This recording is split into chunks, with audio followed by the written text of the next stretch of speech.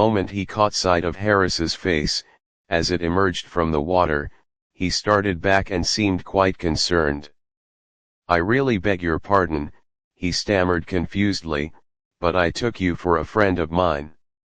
Harris thought it was lucky for him the man had not mistaken him for a relation, or he would probably have been drowned outright. Sailing is a thing that wants knowledge and practice too, though, as a boy, I did not think so. I had an idea it came natural to a body like rounders and touch. I knew another boy who held this view likewise, and so, one windy day, we thought we would try the sport. We were stopping down at Yarmouth, and we decided we would go for a trip up the Yare. We hired a sailing boat at the yard by the bridge, and started off. "It's rather a rough day," said the man to us, as we put off, "better take in a reef and luff sharp when you get round the bend." We said we would make a point of it, and left him with a cheery good morning, wondering to ourselves how you luffed, and where we were to get a reef from, and what we were to do with it when we had got it. We rowed until we were out of sight of the town, and then, with a wide stretch of water in front of us, and the wind blowing a perfect hurricane across it, we felt that the time had come to commence operations. Hector, I think that was his name, went on pulling while I unrolled the sail. It seemed a complicated job, but I accomplished it at length, and then came the question, which was the top end. By a sort of natural instinct, we, of course, eventually decided that the bottom was the top, and set to work to fix it upside down. But it was a long time before we could get it up, either that way or any other way. The impression on the mind of the sail seemed to be that we were playing at funerals, and that I was the corpse and itself was the winding sheet. When it found that this was not the idea, it hit me over the head with the boom, and refused to do anything. "Wet it," said Hector, "drop it over and get it wet." He said people in ships always wetted the sails before they put them up, so I wetted it, but that only made matters worse than they were before.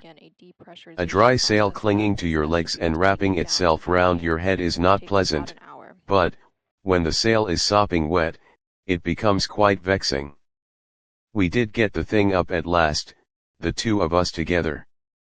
We fixed it, not exactly upside down, more sideways like, and we tied it up to the mast with the painter, which we cut off for the purpose. That the boat did not upset I simply state as a fact. Why it did not upset I am unable to offer any reason. I have often thought about the matter since, but I have never succeeded in arriving at any satisfactory explanation of the phenomenon. Possibly the result may have been brought about by the natural obstinacy of all things in this world. The boat may possibly have come to the conclusion, judging from a cursory view of our behavior, that we had come out for a morning's suicide, and had thereupon determined to disappoint us. That is the only suggestion I can offer. By clinging like grim death to the gunwale, we just managed to keep inside the boat, but it was exhausting work. Hector said that pirates and other seafaring people generally lashed the rudder to something or other, and hauled in the main top jib, during severe squalls, and thought we ought to try to do something of the kind, but I was for letting her have her head to the wind. As my advice was by far the easiest to follow, we ended by adopting it, and contrived to embrace the gunwale and give her her head. The boat traveled upstream for about a mile at a pace I have never sailed at since, and don't want to again.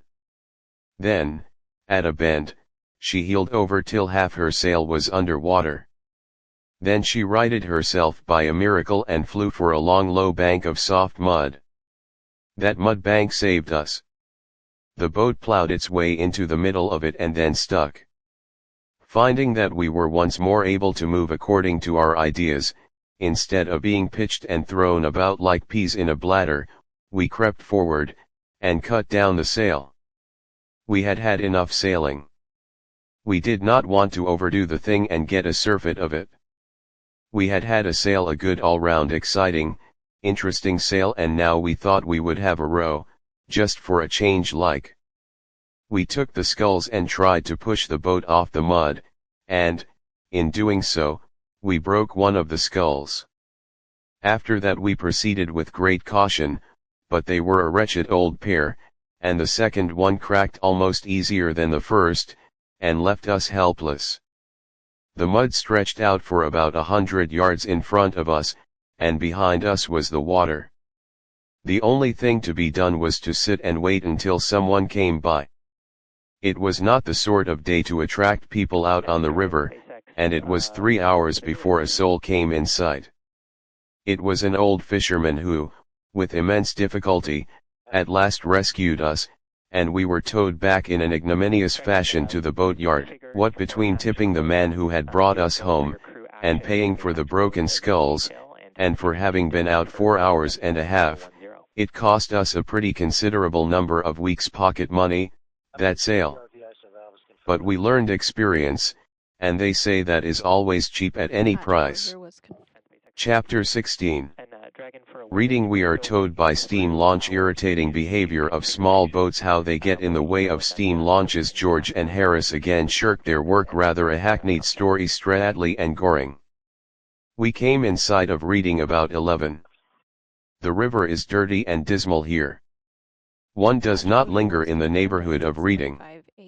The town itself is a famous old place, dating from the dim days of King Ethelred, when the Danes anchored their warships in the Kennet, and started from Reading to ravage all the land of Wessex, and here Ethelred and his brother Alfred fought and defeated them, Ethelred doing the praying and Alfred the fighting. In later years, Reading seems to have been regarded as a handy place to run down to, when matters were becoming unpleasant in London. Parliament generally rushed off to Reading whenever there was a plague on at Westminster, and, in 1625, the law followed suit, and all the courts were held at Reading. It must have been worthwhile having a mere ordinary plague now and then in London to get rid of both the lawyers and the Parliament. During the parliamentary struggle, Reading was besieged by the Earl of Essex, and, a quarter of a century later, the Prince of Orange routed King James's troops there. Henry I lies buried at Reading, in the Benedictine Abbey founded by him there, the ruins of which may still be seen, and, in this same abbey, Great John of Gaunt was married to the Lady Blanche. At Reading Lock we came up with a steam launch, belonging to some friends of mine, and they towed us up to within about a mile of Stradley. It is very delightful being towed up by a launch. I prefer it myself to rowing.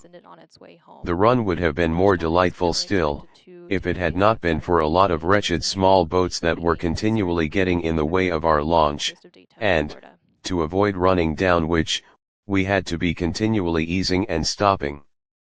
It is really most annoying, the manner in which these rowing boats get in the way of one's launch up the river. Something ought to done to stop it. And they are so confoundedly impertinent, too, over it.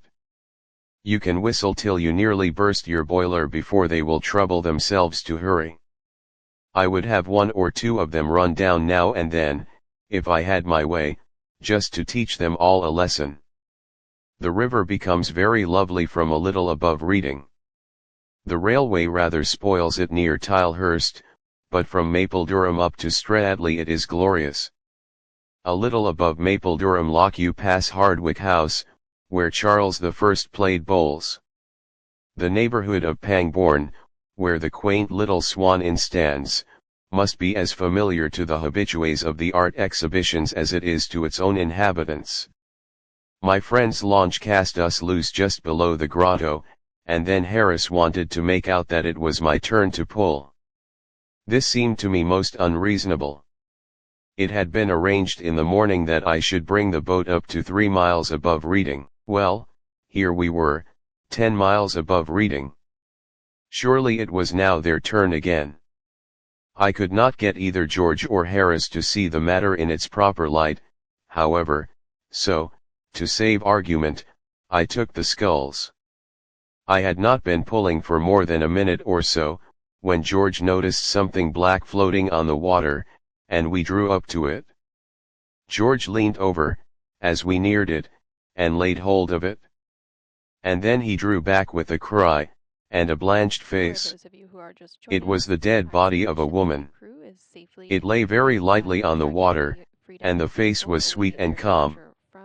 It was not a beautiful face, it was too prematurely aged looking, too thin and drawn, to be that, but it was a gentle, lovable face, in spite of its stamp of pinch and poverty, and upon it was that look of restful peace that comes to the faces of the sick sometimes when at last the pain has left them. Fortunately for us, we having no desire to be kept hanging about coroner's courts, some men on the bank had seen the body too, and now took charge of it from us. We found out the woman's story afterwards. Of course it was the old vulgar tragedy. She had loved and been deceived, or had deceived herself. Anyhow, she had sinned, some of us do now and then, and her family and friends, naturally shocked and indignant, had closed their doors against her. Left to fight the world alone, with the millstone of her shame around her neck, she had sunk ever lower and lower. For a while she had kept both herself and the child on the 12 shillings a week that 12 hours drudgery a day procured her, paying 6 shillings out of it for the child, and keeping her own body and soul together on the remainder. 6 shillings a week does not keep body and soul together very unitedly. They want to get away from each other when there is only such a very slight bond as that between them, and one day, I suppose, the pain and the dull monotony of it all had stood before her eyes plainer than usual, and the mocking spectre had frightened her. She had made one last appeal to friends, but, against the chill wall of their respectability, the voice of the erring outcast fell unheeded, and then she had gone to see her child, had held it in her arms and kissed it, in a weary, dull sort of way, and without betraying any particular emotion of any kind, and had left it, after putting into its hand a penny box of chocolate she had bought it, and afterwards, with her last few shillings, had taken a ticket and come down to Goring. Woman in the water. It seemed that the bitterest thoughts of her life must have centered about the wooded reaches and the bright green meadows around Goring, but women strangely hug the knife that stabs them, and, perhaps, amidst the gall, there may have mingled also sunny memories of sweetest hours, spent upon those shadowed deeps over which the great trees bend their branches down so low. She had wandered about the woods by the river's brink all day, and then, when evening fell and the grey twilight spread its dusky robe upon the waters, she stretched her arms out to the silent river that had known her sorrow and her joy. And the old river had taken her into its gentle arms, and had laid her weary head upon its bosom, and had hushed away the pain. Thus had she sinned in all things, sinned in living and in dying. God help her, and all other sinners, if any more there be. Goring on the left bank and Stradley on the right are both or either charming places to stay at for a few days. The reaches down to Pangbourne woo one for a sunny sail or for a moonlight row, and the country round about is full of beauty. We had intended to push on to Wallingford that day, but the sweet smiling face of the river here lured us to linger for a while, and so we left our boat at the bridge, and went up into Stradley, and lunched at the Bull, much to Montmorency's satisfaction. They say that the hills on each side of the stream here once joined and formed a barrier across what is now the Thames, and that then the river ended there above Goring in one vast lake. I am not in a position either to contradict or affirm this statement. I simply offer it. It is an ancient place, Stradley, dating back, like most riverside towns and villages, to British and Saxon times. Goring is not nearly so pretty a little spot to stop at as Stradley, if you have your choice, but it is passing fair enough in its way, and is nearer the railway in case you want to slip off without paying your hotel bill. Chapter 17. Washing Day. Fish and Fishers on the Art of Angling. A conscientious fly fisher, a fishy story. Washing line. We stayed 2 days at Stradley, and got our clothes washed. We had tried washing them ourselves, in the river, under George's superintendence, and it had been a failure. Indeed, it had been more than a failure, because we were worse off after we had washed our clothes than we were before. Before we had washed them, they had been very, very dirty, it is true, but they were just wearable. After we had washed them well, the river between Reading and Henley was much cleaner, after we had washed our clothes in it, than it was before. All the dirt contained in the river between Reading and Henley, we collected, during that wash, and worked it into our clothes.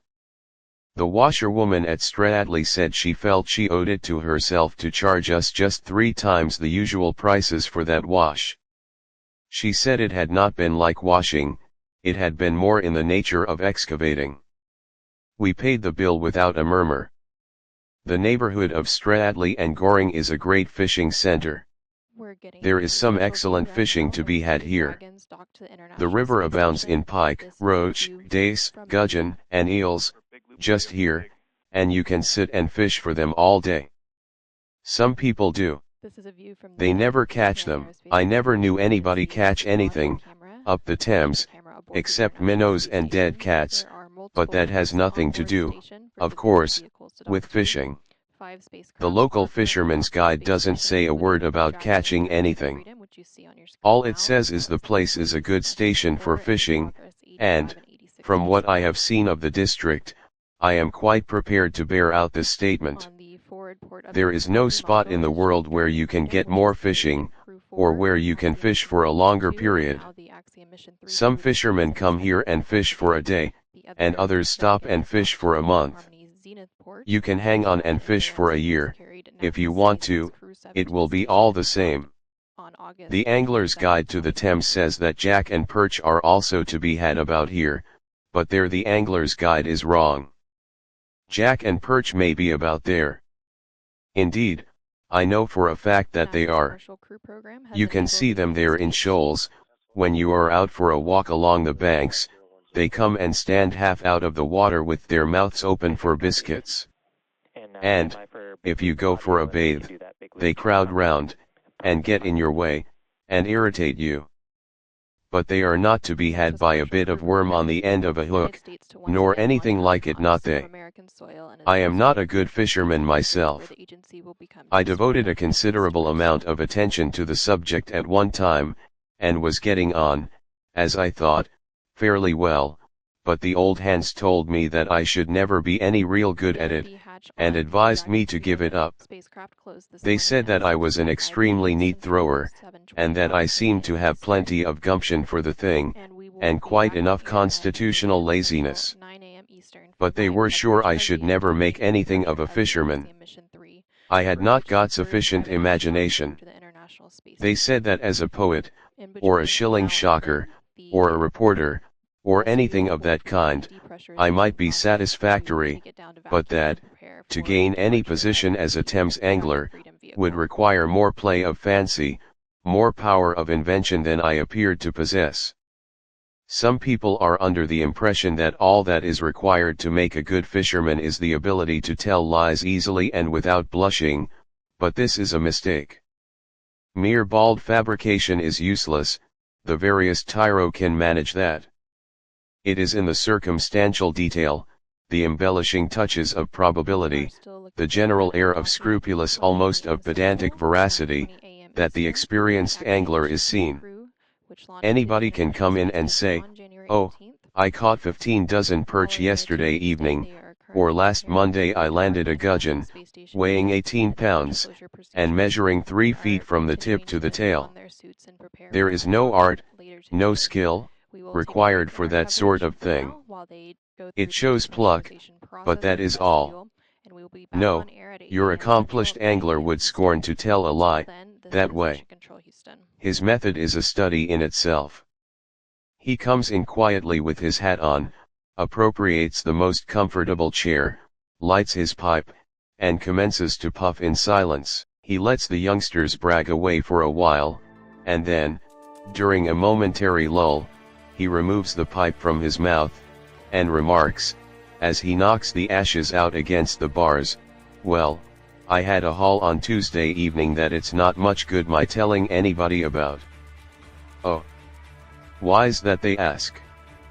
Because I don't expect anybody would believe me if I did, replies the old fellow calmly, and without even a tinge of bitterness in his tone, as he refills his pipe, and requests the landlord to bring him 3 of scotch, cold.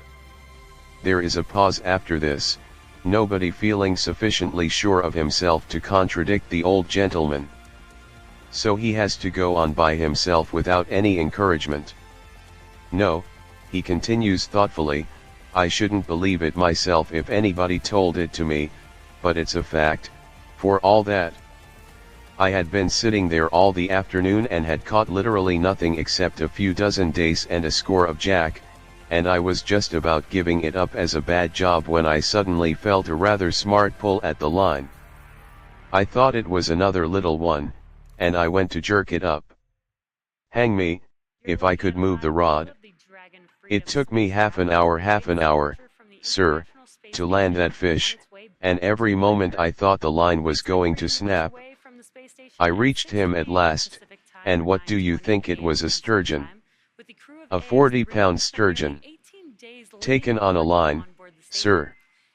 Yes, you may well look surprised. I'll have another 3 of scotch, landlord, please. And then he goes on to tell of the astonishment of everybody who saw it, and what his wife said, when he got home, and of what Joe Buggles thought about it. I asked the landlord of an inn up the river once, if it did not injure him, sometimes, listening to the tales that the fishermen about there told him, and he said, oh, no, not now, sir. It did used to knock me over a bit at first, but, Lord love you. Me and the missus, we listens to 'em all day now. It's what you're used to, you know. It's what you're used to. I knew a young man once, he was a most conscientious fellow, and, when he took to fly fishing, he determined never to exaggerate his hauls by more than 25%. When I have caught 40 fish, said he, then I will tell people that I have caught 50, and so on. But I will not lie any more than that, because it is sinful to lie. But the 25% plan did not work well at all. He never was able to use it. The greatest number of fish he ever caught in one day was 3, and you can't add 25% to 3 at least, not in fish. So he increased his percentage to 33 1/8, but that, again, was awkward, when he had only caught 1 or 2, so, to simplify matters, he made up his mind to just double the quantity.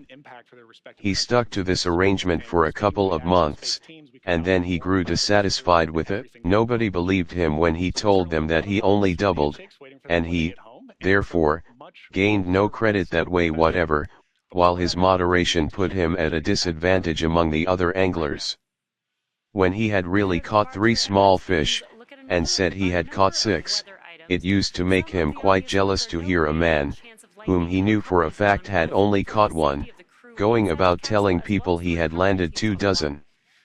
So, eventually, he made one final arrangement with himself, which he has religiously held to ever since, and that was to count each fish that he caught as 10, and to assume 10 to begin with.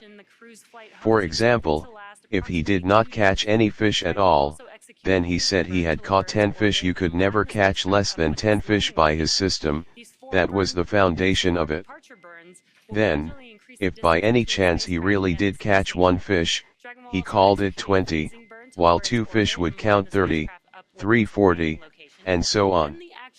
It is a simple and easily worked plan, and there has been some talk lately of its being made use of by the angling fraternity in general. Indeed, the committee of the Thames Anglers Association did recommend its adoption about 2 years ago, but some of the older members opposed it. They said they would consider the idea if the number were doubled, and each fish counted as 20. If ever you have an evening to spare, up the river, I should advise you to drop into one of the little village inns, and take a seat in the tap room. you will be nearly sure to meet one or two old rod men, sipping their toddy there, and they will tell you enough fishy stories, in half an hour, to give you indigestion for a month. George and I don't know what had become of Harris. He had gone out and had a shave, early in the afternoon, and had then come back and spent full 40 minutes in pipe claying his shoes. We had not seen him since George and I, therefore, and the dog, left to ourselves, went for a walk to Wallingford on the second evening, and, coming home, we called in at a little riverside inn, for a rest, and other things. We went into the parlor and sat down. There was an old fellow there, smoking a long clay pipe, and we naturally began chatting. He told us that it had been a fine day today, and we told him that it had been a fine day yesterday, and then we all told each other that we thought it would be a fine day tomorrow, and George said the crops seemed to be coming up nicely. After that it came out, somehow or other, that we were strangers in the neighborhood, and that we were going away the next morning. The trout. Then a pause ensued in the conversation, during which our eyes wandered round the room. They finally rested upon a dusty old glass case, fixed very high up above the chimney piece, and containing a trout. It rather fascinated me, that trout, it was such a monstrous fish. In fact, at first glance, I thought it was a cod. Ah, said the old gentleman, following the direction of my gaze, fine fellow that, ain't he? Quite uncommon, I murmured, and George asked the old man how much he thought it weighed. 18 pounds 6 ounces, said our friend, rising and taking down his coat. Yes, he continued, it were 16 year ago, come the 3rd o' next month, that I landed him. I caught him just below the bridge with a minnow. They told me he were in the river, and I said I'd have him, and so I did. You don't see many fish that size about here now, I'm thinking. Good night, gentlemen, good night. And out he went, and left us alone. We could not take our eyes off the fish after that. It really was a remarkably fine fish. We were still looking at it, when the local carrier, who had just stopped at the inn, came to the door of the room with a pot of beer in his hand, and he also looked at the fish.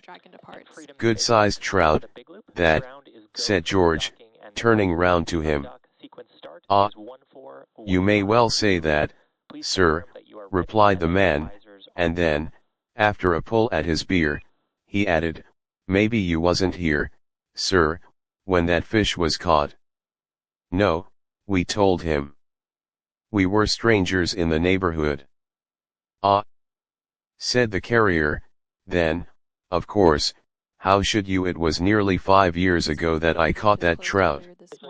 Oh, was it you who caught it? Then said I.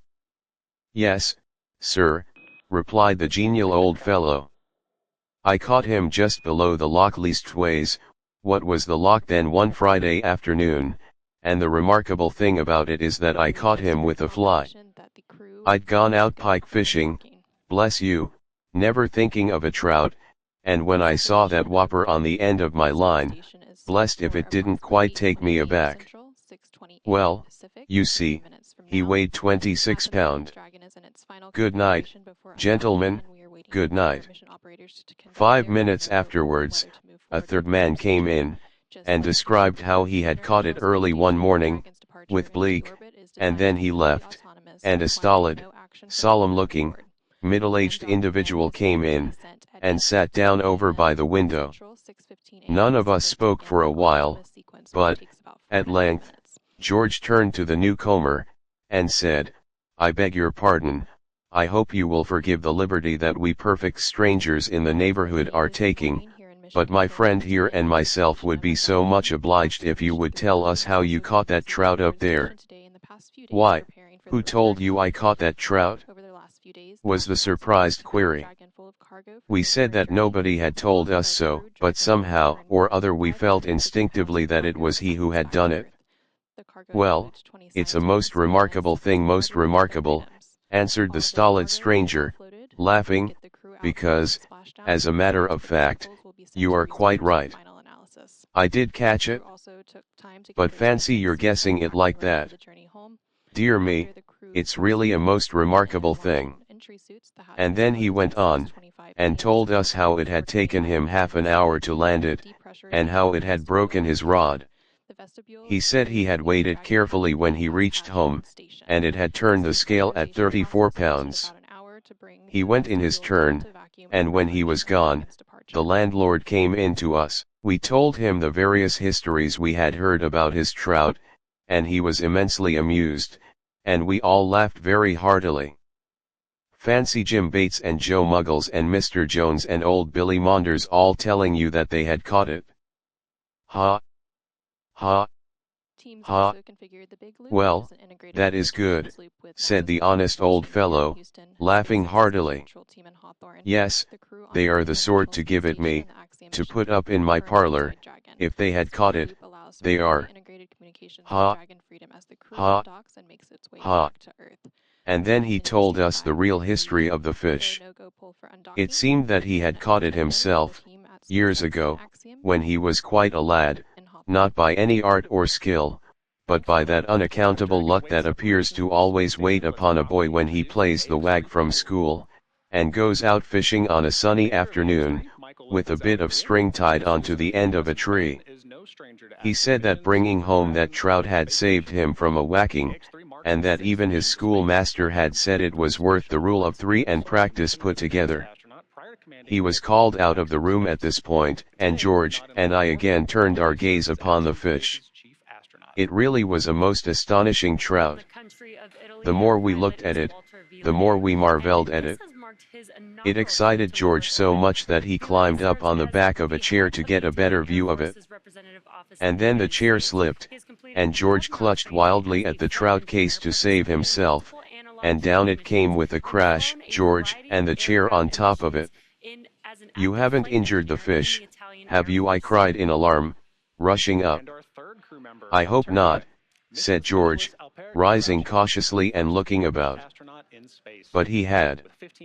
That trout lay shattered into 1,000 fragments. I say 1,000, but they may have only been 900. I did not count them. We thought it strange and unaccountable that a stuffed trout should break up into little pieces like that. And so it would have been strange and unaccountable, if it had been a stuffed trout, but it was not. That trout was plaster of Paris. Chapter 18. Locks. George and I are photographed. Wallingford, Dorchester, Abingdon. A family man. A good spot for drowning. A difficult bit of water. Demoralizing effect of river air. We left Stradley early the next morning, and pulled up to Cullum, and slept under the canvas, in the backwater there. The river is not extraordinarily interesting between Stradley and Wallingford. From Cleve you get a stretch of 6.5 miles without a lock. I believe this is the longest uninterrupted stretch anywhere above Teddington, and the Oxford Club make use of it for their trial-eights. But however satisfactory this absence of locks may be to rowing men, it is to be regretted by the mere pleasure seeker. For myself, I am fond of locks. They pleasantly break the monotony of the pull. I like sitting in the boat and slowly rising out of the cool depths up into new reaches and fresh views, or sinking down, as it were, out of the world, and then waiting, while the gloomy gates creak, and the narrow strip of daylight between them widens till the fair smiling river lies full before you, and you push your little boat out from its brief prison onto the welcoming waters once again. They are picturesque little spots, these locks. The stout old lock keeper, or his cheerful-looking wife, or bright-eyed daughter, are pleasant folk to have a passing chat with. 287 You meet other boats there, and river gossip is exchanged. The Thames would not be the fairyland it is without its flower-decked locks. Talking of locks reminds me of an accident George and I very nearly had one summer's morning at Hampton Court. It was a glorious day, and the lock was crowded, and, as is a common practice up the river, a speculative photographer was taking a picture of us all as we lay upon the rising waters. I did not catch what was going on at first, and was, therefore, extremely surprised at noticing George hurriedly smooth out his trousers, ruffle up his hair, and stick his cap on in a rakish manner at the back of his head, and then, assuming an expression of mingled affability and sadness, sit down in a graceful attitude, and try to hide his feet. My first idea was that he had suddenly caught sight of some girl he knew, and I looked about to see who it was. Everybody in the lock seemed to have been suddenly struck wooden. They were all standing or sitting about in the most quaint and curious attitudes I have ever seen off a Japanese fan. All the girls were smiling. Oh, they did look so sweet. And all the fellows were frowning, and looking stern and noble. And then, at last, the truth flashed across me, and I wondered if I should be in time. Ours was the first boat, and it would be unkind of me to spoil the man's picture, I thought. So I faced round quickly, and took up a position in the prow, where I leant with careless grace upon the hitcher, in an attitude suggestive of agility and strength.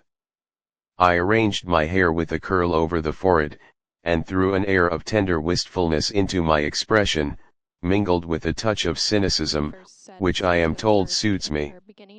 As we stood, waiting for the eventful moment, I heard someone behind call out, "Hi! Look at your nose." I could not turn round to see what was the matter, and whose nose it was that was to be looked at. I stole a side glance at George's nose.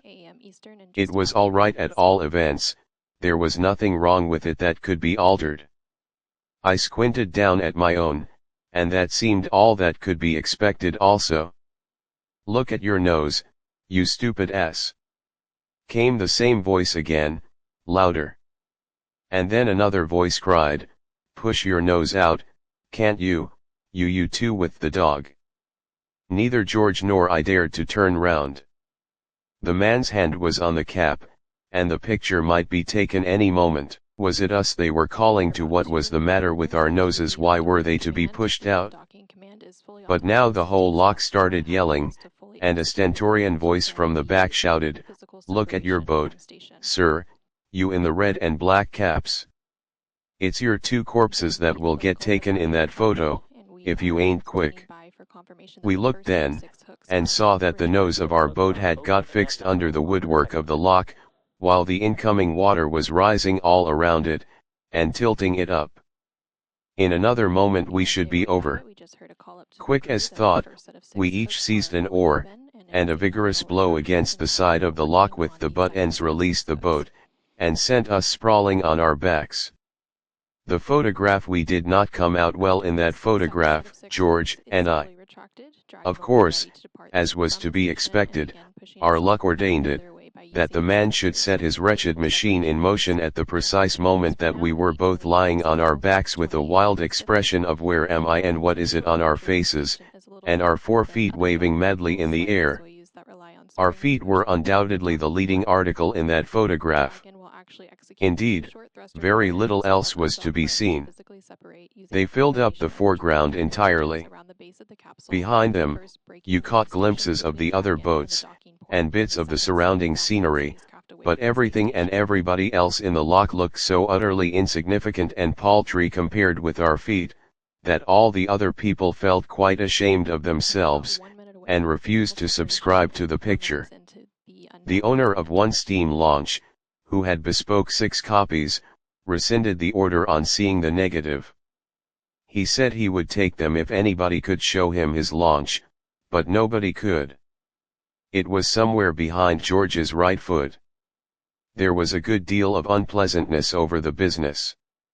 The photographer thought we ought to take a dozen copies each, seeing that the photo was about 9/10 us, but we declined. We said we had no objection to being photoed full length, but we preferred being taken the right way up. Wallingford, 6 miles above Stradley, is a very ancient town, and has been an active center for the making of English history. It was a rude, mud-built town in the time of the Britons, who squatted there, until the Roman legions evicted them, and replaced their clay-baked walls by mighty fortifications, the trace of which time has not yet succeeded in sweeping away, so well those old-world masons knew how to build. But time, though he halted at Roman walls, soon crumbled Romans to dust, and on the ground, in later years, fought savage Saxons and huge Danes, until the Normans came. It was a walled and fortified town up to the time of the Parliamentary War, when it suffered a long and bitter siege from Fairfax. It fell at last, and then the walls were raised. From Wallingford up to Dorchester the neighborhood of the river grows more hilly, varied, and picturesque. Dorchester stands half a mile from the river. It can be reached by paddling up the Thame, if you have a small boat, but the best way is to leave the river at Days Lock, and take a walk across the fields. Dorchester is a delightfully peaceful old place, nestling in stillness and silence and drowsiness. Dorchester, like Wallingford, was a city in ancient British times. It was then called Caerdoran, the city on the water. In more recent times the Romans formed a great camp here, the fortifications surrounding which now seem like low, even hills. In Saxon days it was the capital of Wessex. It is very old, and it was very strong and great once. Now it sits aside from the stirring world, and nods and dreams. Round Clifton Hampton, itself a wonderfully pretty village, old-fashioned, peaceful, and dainty with flowers, the river scenery is rich and beautiful. If you stay the night on land at Clifton, you cannot do better than put up at the Barley Mow. It is, without exception, I should say, the quaintest, most old-world inn up the river. It stands on the right of the bridge, quite away from the village. Its low-pitched gables and thatched roof and latticed windows give it quite a storybook appearance, while inside it is even still more once-upon-a-timeified. It would not be a good place for the heroine of a modern novel to stay at. The heroine of a modern novel is always divinely tall, and she is ever drawing herself up to her full height. At the Barley Mow she would bump her head against the ceiling each time she did this. It would also be a bad house for a drunken man to put up at. There are too many surprises in the way of unexpected steps down into this room and up into that, and as for getting upstairs to his bedroom, or ever finding his bed when he got up, either operation would be an utter impossibility to him. We were up early the next morning, as we wanted to be in Oxford by the afternoon. It is surprising how early one can get up, when camping out. One does not yearn for just another 5 minutes nearly so much, lying wrapped up in a rug on the boards of a boat, with a Gladstone bag for a pillow, as one does in a feather bed. We had finished breakfast, and were through Clifton Lock by 8:30. From Clifton to Culham the river banks are flat, monotonous, and uninteresting, but, after you get through Culham Lock, the coldest and deepest lock on the river, the landscape improves. At Abingdon, the river passes by the streets. Abingdon is a typical country town of the smaller order, quiet, eminently respectable, clean, and desperately dull. It prides itself on being old, but whether it can compare in this respect with Wallingford and Dorchester seems doubtful. A famous abbey stood here once, and within what is left of its sanctified walls they brew bitter ale nowadays. In St. Nicholas Church, at Abingdon, there is a monument to John Blackwell and his wife Jane, who both, after leading a happy married life, died on the very same day, August 21, 1625, and in St. Helen's Church, it is recorded that W. Lee, who died in 1637, had in his lifetime issue from his loins 200 lacking but 3. If you work this out you will find that Mr. W. Lee's family numbered 197.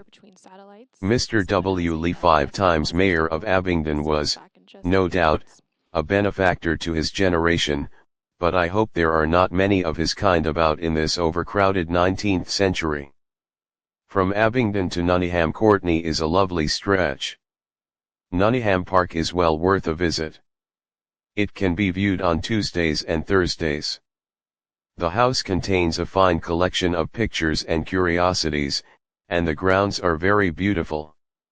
The pool under Sandford Lasher, just behind the lock, is a very good place to drown yourself in. The undercurrent is terribly strong, and if you once get down into it you are all right. An obelisk marks the spot where two men have already been drowned, while bathing there, and the steps of the obelisk are generally used as a diving board by young men now who wish to see if the place really is dangerous. River scene. Iffley Lock and Mill, a mile before you reach Oxford, is a favorite subject with the river-loving brethren of the brush. The real article, however, is rather disappointing, after the pictures. Few things, I have noticed, come quite up to the pictures of them, in this world. We passed through Iffley Lock at about 12:30, and then, having tidied up the boat and made all ready for landing, we set to work on our last mile. Between Iffley and Oxford is the most difficult bit of the river I know. You want to be born on that bit of water, to understand it. I have been over it a fairish number of times, but I have never been able to get the hang of it. The man who could row a straight course from Oxford to Iffley ought to be able to live comfortably, under one roof, with his wife, his mother-in-law, his elder sister, and the old servant who was in the family when he was a baby. First the current drives you onto the right bank, and then onto the left, then it takes you out into the middle, turns you round 3 times, and carries you upstream again, and always ends by trying to smash you up against a college barge. Of course, as a consequence of this, we got in the way of a good many other boats, during the mile, and they in ours, and, of course, as a consequence of that, a good deal of bad language occurred. I don't know why it should be, but everybody is always so exceptionally irritable on the river. Little mishaps, that you would hardly notice on dry land, drive you nearly frantic with rage, when they occur on the water. When Harris or George makes an ass of himself on dry land, I smile indulgently. When they behave in a chucklehead way on the river, I use the most blood-curdling language to them. When another boat gets in my way, I feel I want to take an oar and kill all the people in it. The mildest-tempered people, when on land, become violent and bloodthirsty when in a boat. I did a little boating once with a young lady. She was naturally of the sweetest and gentlest disposition imaginable, but on the river it was quite awful to hear her. "Oh, drat the man!" she would exclaim, when some unfortunate sculler would get in her way. "Why don't he look where he's going?" And, "Oh, bother the silly old thing," she would say indignantly, when the sail would not go up properly. And she would catch hold of it, and shake it quite brutally. Yet, as I have said, when on shore she was kind-hearted and amiable enough. Man at the lock, the air of the river has a demoralizing effect upon one's temper, and this it is, I suppose, which causes even bargemen to be sometimes rude to one another, and to use language which, no doubt, in their calmer moments they regret. Chapter 19. Oxford Montmorency's idea of heaven. The hired upriver boat, its beauties and advantages, the pride of the Thames. The weather changes the river under different aspects, not a cheerful evening, yearnings for the unattainable, the cheery chat goes round, George performs upon the banjo a mournful melody, another wet day, flight, a little supper and a toast. Dog running. We spent 2 very pleasant days at Oxford. There are plenty of dogs in the town of Oxford.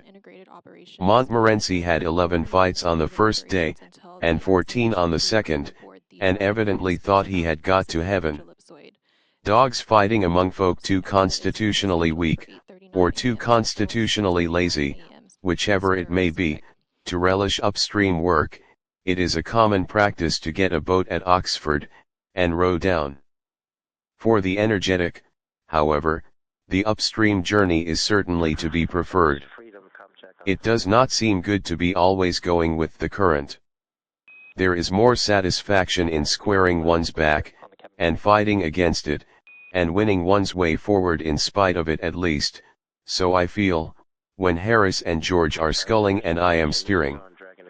Dog running to those who do contemplate making Oxford their starting place, I would say, take your own boat unless, of course, you can take someone else's without any possible danger of being found out. The boats that, as a rule, are let for hire on the Thames above Marlow, are very good boats. They are fairly watertight, and so long as they are handled with care, they rarely come to pieces, or sink. There are places in them to sit down on, and they are complete with all the necessary arrangements or nearly all to enable you to row them and steer them. But they are not ornamental. The boat you hire up the river above Marlow is not the sort of boat in which you can flash about and give yourself airs.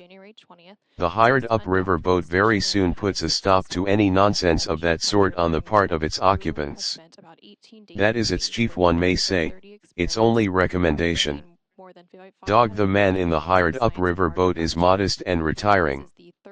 He likes to keep on the shady side, underneath the trees, and to do most of his traveling early in the morning or late at night, when there are not many people about on the river to look at him. When the man in the hired upriver boat sees anyone he knows, he gets out onto the bank, and hides behind a tree. I was one of a party who hired an upriver boat one summer, for a few days' trip. We had none of us ever seen the hired upriver boat before, and we did not know what it was when we did see it. We had written for a boat, a double sculling skiff, and when we went down with our bags to the yard, and gave our names, the man said, "The Pride of the Thames." "Oh, yes, you're the party that rowed for a double sculling skiff. It's all right. Jim, fetch round the Pride of the Thames." The boy went, and reappeared 5 minutes afterwards, struggling with an antediluvian chunk of wood, that looked as though it had been recently dug out of somewhere, and dug out carelessly, so as to have been unnecessarily damaged in the process. My own idea, on first catching sight of the object, was that it was a Roman relic of some sort, relic of what I do not know, possibly of a coffin.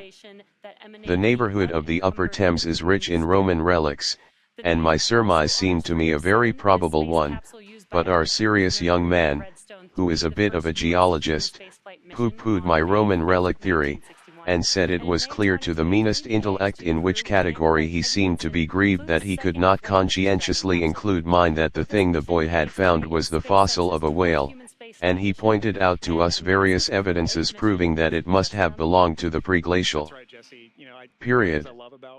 To settle the dispute, we appealed to the boy.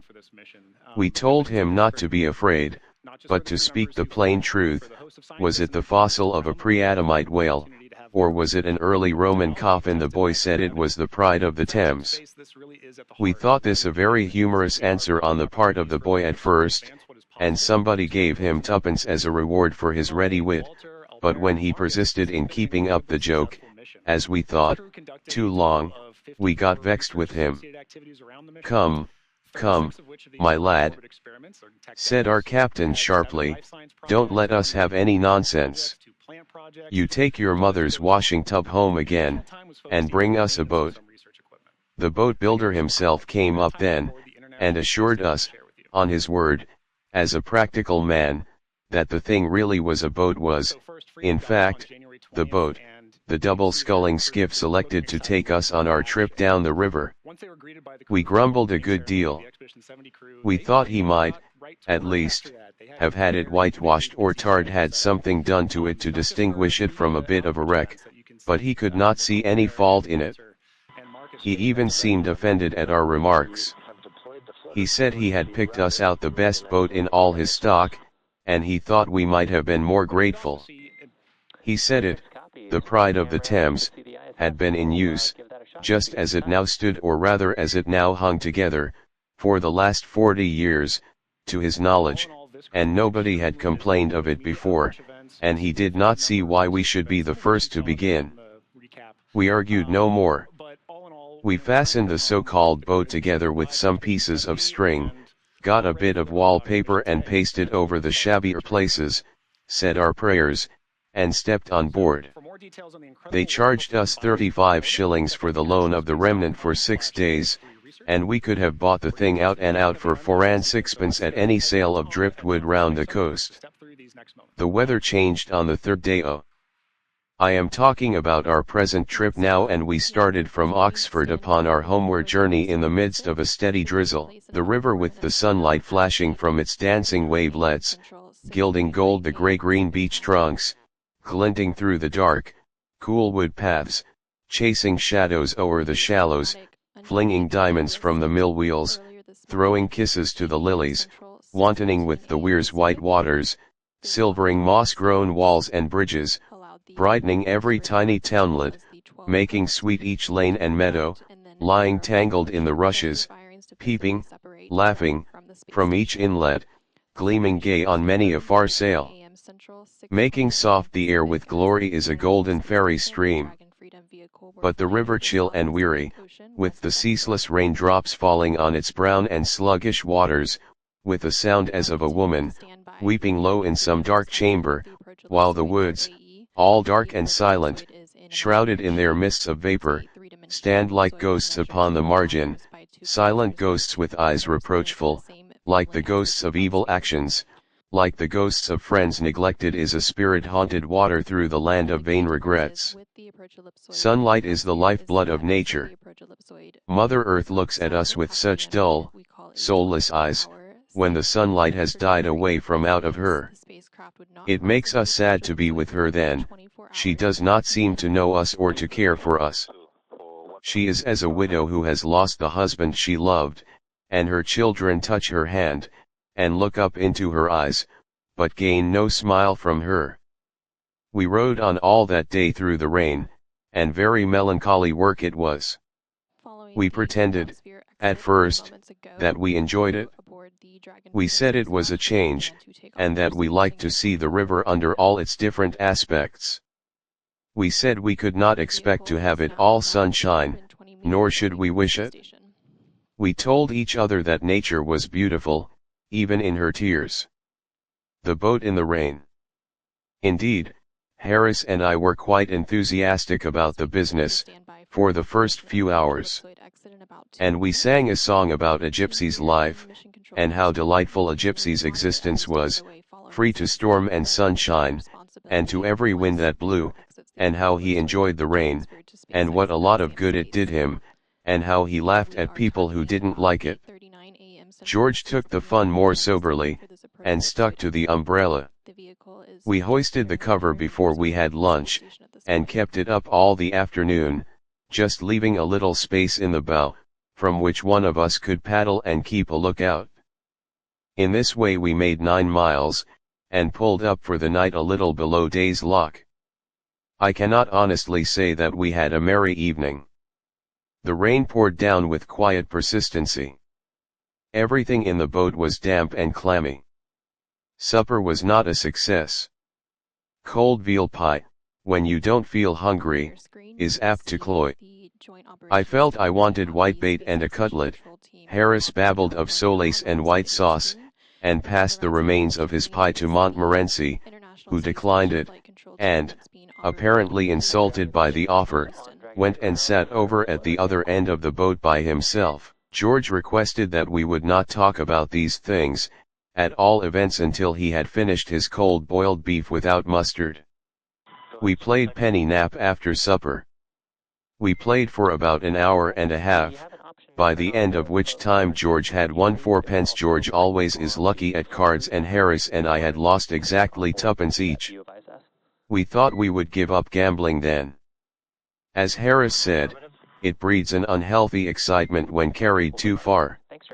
George offered to go on and give us our revenge, but Harris and I decided not to battle any further against fate. After that, we mixed ourselves some toddy, and sat round and talked. George told us about a man he had known, who had come up the river 2 years ago and who had slept out in a damp boat on just such another night as that was, and it had given him rheumatic fever, and nothing was able to save him, and he had died in great agony 10 days afterwards. George said he was quite a young man, and was engaged to be married. He said it was one of the saddest things he had ever known. And that put Harris in mind of a friend of his, who had been in the volunteers, and who had slept out under canvas one wet night down at Aldershot, on just such another night as this, said Harris, and he had woke up in the morning a cripple for life. Harris said he would introduce us both to the man when we got back to town. It would make our hearts bleed to see him. This naturally led to some pleasant chat about sciatica, fevers, chills, lung diseases, and bronchitis, and Harris said how very awkward it would be if one of us were taken seriously ill in the night, seeing how far away we were from a doctor. There seemed to be a desire for something frolicsome to follow upon this conversation, and in a weak moment I suggested that George should get out his banjo, and see if he could not give us a comic song. I will say for George that he did not want any pressing. There was no nonsense about having left his music at home, or anything of that sort. He at once fished out his instrument, and commenced to play Two Lovely Black Eyes.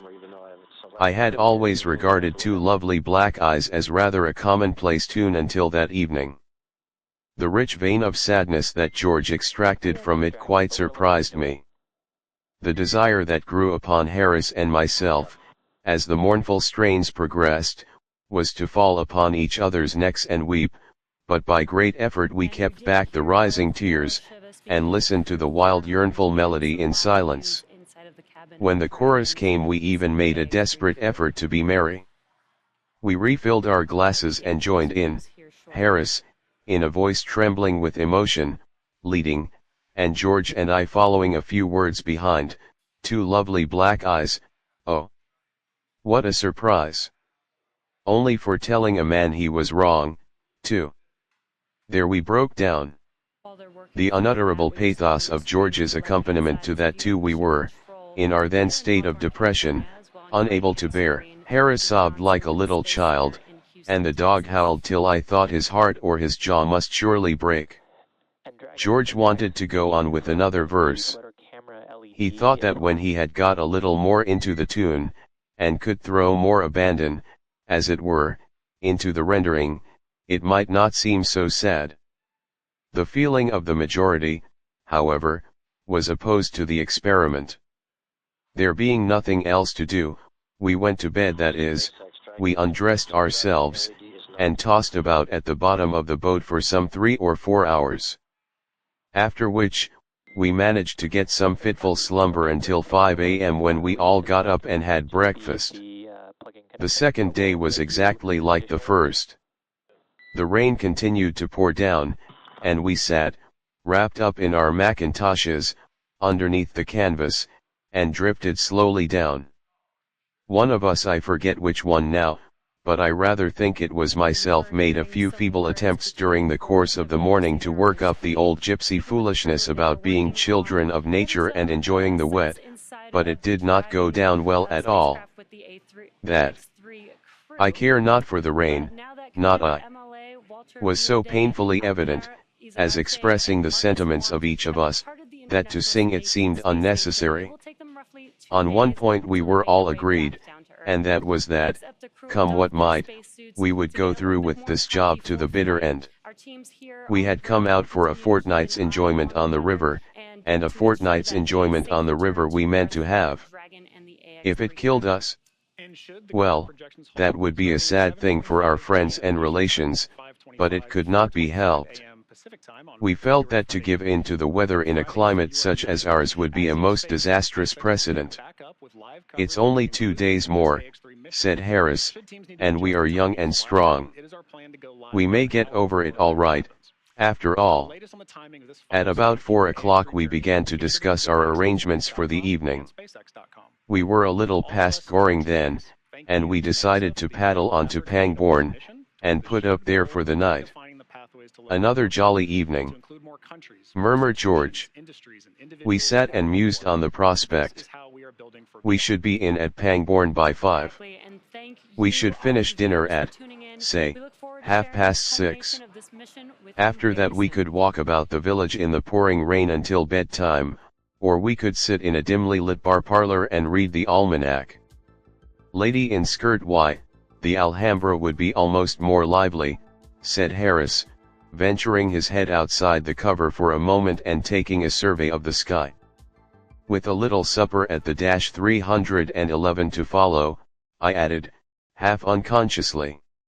Yes, it's almost a pity we've made up our minds to stick to this boat, answered Harris, and then there was silence for a while. If we hadn't made up our minds to contract our certain deaths in this bally old coffin, observed George, casting a glance of intense malevolence over the boat, it might be worthwhile to mention that there's a train leaves Pangbourne, I know, soon after 5, which would just land us in town in comfortable time to get a chop, and then go on to the place you mentioned afterwards.